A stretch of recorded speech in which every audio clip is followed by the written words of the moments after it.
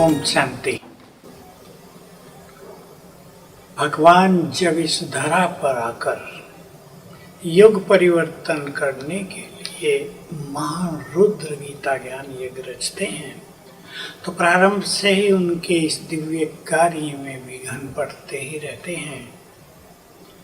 अनेक लोग कहते थे हमारे तन में बाबा आए। मैं तो अपने जीवन की 54 वर्ष की मधुबन की यात्रा में देखा, कई जगह से कोई रिक्शा चालक है कह रहा है मेरे तन में बाबा आते हैं, लोग भाग रहे उसके पीछे क्योंकि बाबा शब्द ऐसा ही है, बड़ा आकर्षण है इसमें।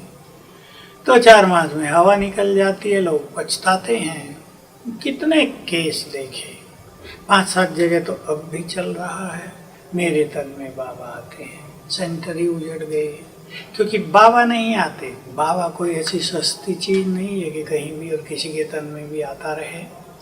किसी के तन में तो इविल स्पिरिट आती थी, अब वो कहते हैं बाबा आता है। भला सोचो, बुद्धिमानों को मैं कहूँगा विचार तो करो। जिसमें भटकती आत्मा आती हो वो भगवान का माध्यम हो सकता है। सबको दिखाई दे रहा है, एक्टिंग हो रही है, ब्रह्मा बाबा की तरह चल रहे हैं, प्यार दे रहे। मैं जानना चाहता हूँ वो ये मुरली कहाँ है। मुझे भी पता चला, किसी ने पूछा कि बाबा सतयुग में दाढ़ी मूछ क्यों नहीं होती, सिर खुजलाने लगी। कुछ उत्तर नहीं दिया। किसी ने बोल दिया बाबा सब कह रहे हैं बाबा तो नहीं आता। कहा कहने दो ना, बाबा तो बैठा है ना। फिर किसी ने बोल दिया बाबा सब कह रहे हैं भूत आता है, कोई बाबा बाबा नहीं, तो गुस्सा करने लगी। भगवान गुस्सा करता है क्या? सोचो तो सही।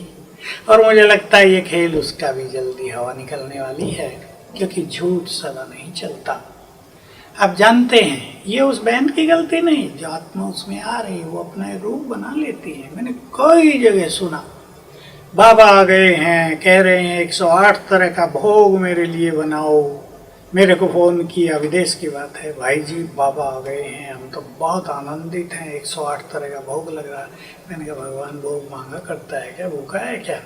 वो तो भावनाओं का भूखा है, प्यार का भूखा है। और वही हुआ, भोग खा के कह दिया मैं बाबा नहीं हूँ, मुझे तो भोग खाना था। कितनी जगह हो गए हैं, सब खेल खत्म कर देता है। बुरी एनर्जी फैला के चली जाती हैं आत्माएं, कई नुकसान करते हैं। इसके लिए तो मैं सुनता हूँ कि वो उस बहन को घर घर में ले जाते हैं, जो भी सेठ देखा पैसा मिलेगा, आओ बाबा को बुलाते हैं तुम्हारे लिए। दूसरे घर में ले गए, आओ बाबा को तुम्हारे घर में बुलाते हैं। एक सिटी में ले गए, आओ बाबा को यहाँ बुलाते हैं, आ जाओ बाबा के बच्चों। घूम रहे हैं। भगवान इतना सस्ता है क्या? सोच के तो देखो, क्या ये भगवान का रोल हो सकता है?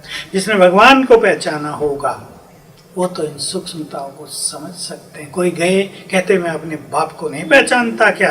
मैं तो कहता हूँ तुम बिल्कुल नहीं पहचानते।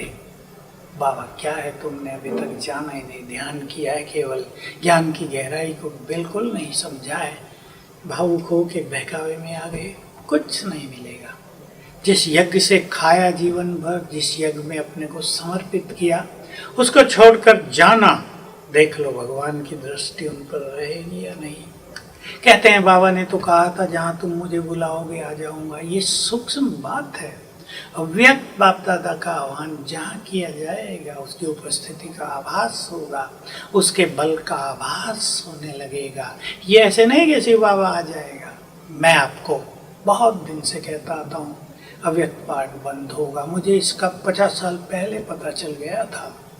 बाबा ने स्पष्ट कर दिया था एक दिन आएगा अव्यक्त पाठ बंद हो जाएगा, बहुत लोग भागेंगे, संशय हो जाएगा, लेकिन उसके बाद आत्माएं चमकेंगी, आत्माओं की प्रत्यक्षता होगी। जो महान बने होंगे उनके द्वारा बाबा की जय जयकार होगी। अब वो समय आ रहा है।